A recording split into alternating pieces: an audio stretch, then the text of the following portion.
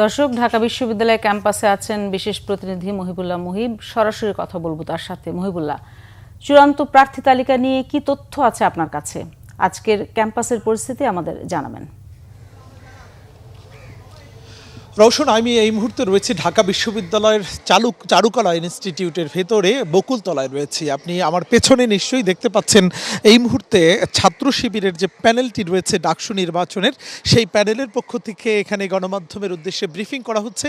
এখানে একটি অপ্রীতিকর ঘটনা ঘটেছে। এই চারুকলা ইনস্টিটিউটের ভেতরে ডাকসু নির্বাচন কেন্দ্রিক যেই শিবিরের যে প্যানেলটি রয়েছে, সেই প্যানেলের যে ফেস্টুন এখানে সাঁটানো হয়েছিল, সেই ফেস্টুনগুলোকে বিভিন্নভাবে ক্ষত করা হয়েছে। ফেস্টুনের ভেতরে যেই ছবিগুলো রয়েছে, অর্থাৎ শিবির প্যানেলের যারা প্রার্থী রয়েছেন সেই প্রত্যেকটি ছবিতে আঁকাউকি করে এবং কেটে বিভিন্ন অবয়ব তৈরি করা হয়েছে। কোনোটিকে পশুর অবয়ব দেওয়া হয়েছে, কোনোটিকে অন্ধত্বের অবয়ব দেওয়া হয়েছে। অর্থাৎ জুলাই আন্দোলনকেও কিছুটা বিকৃত করার চেষ্টা হয়েছে প্রতিটি ছবিতে, এবং যে কারণেই শিবিরের নেতাকর্মী যারা রয়েছেন, তাদের প্যানেলের যারা রয়েছেন, তাদের মধ্যে এক ধরনের ক্ষোভ তৈরি হয়েছে।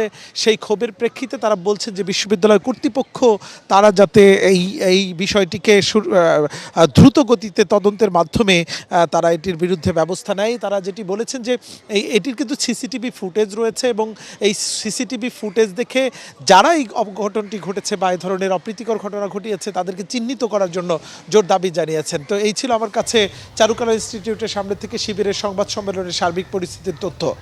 ধন্যবাদ মহিবুল্লাহ মুহিব।